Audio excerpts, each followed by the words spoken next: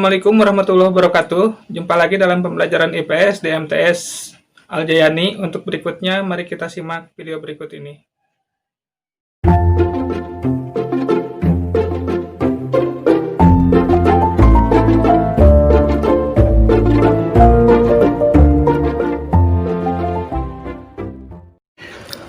Faktor-faktor pendorong mobilitas sosial itu ada 6. Yang pertama, faktor struktural.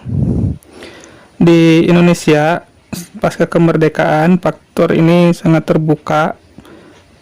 Orang miskin dapat mengalami mobilitas sosial yang setinggi-tingginya, bahkan bisa menjadi seorang presiden. Kemudian kita bisa lihat contoh misalnya dari presiden yang pertama sampai presiden yang ke-7 itu mengalami proses yang sangat panjang. Kalau yang presiden ke-7 mulai dari ikut pilkada sampai pilpres dan lolos menjadi seorang presiden. Kemudian kalau presiden yang pertama mulai dari ikutan membuat partai politik seperti PNI, kemudian ikut sampai menjadi seorang presiden pertama, itu merupakan salah satu faktor struktural. Salah satu contohnya. Kemudian faktor ekonomi sangat erat kaitannya dalam rangka mencapai mobilitas sosial di masyarakat ke arah yang lebih tinggi atau lebih baik. Keadaan ekonomi yang baik biasanya memudahkan individu atau kelompok melakukan mobilitas sosial.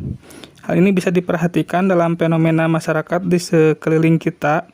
Masyarakat yang ekonominya baik cenderung lebih mudah melakukan mobilitas sosial dengan baik. Misalnya orang-orang kaya dapat mudah memperoleh modal, pendidikan, dan kesempatan yang lainnya.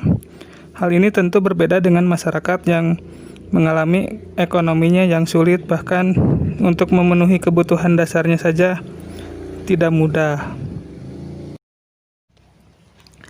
Faktor yang selanjutnya untuk melakukan perubahan sosial adalah faktor individu.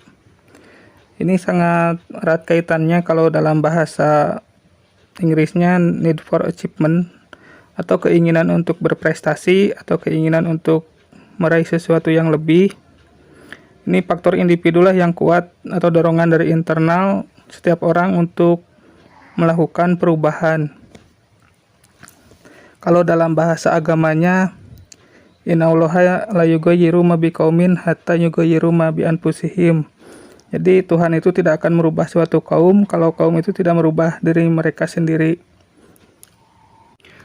Contohnya kalau di Cianjur itu dulu ada seorang pemulung, kemudian bisa menjadi kaya raya. Namanya misalnya Haji Dapet, dari seorang pemulung menjadi orang yang sangat kaya raya di Cianjur. Yang selanjutnya, faktor untuk mobilitas sosial itu adalah pendidikan. Ketika zaman kolonial Belanda sampai dengan pendudukan Jepang, untuk yang bisa mengenyam pendidikan itu masih kalangan tertentu, biasanya kalangan priai atau raden kalau di Jawa Barat itu yang bisa mengenyam pendidikan tinggi. Tapi setelah proklamasi kemerdekaan Indonesia, setiap orang di seluruh Indonesia berhak untuk mendapatkan pendidikan yang layak sesuai dengan pasal 31 di Undang-Undang Dasar 1945. Setiap warga negara berhak mendapatkan pendidikan yang layak. Terima kasih kepada siswa-siswi MTS Aljayani yang telah menyaksikan video pembelajaran kali ini.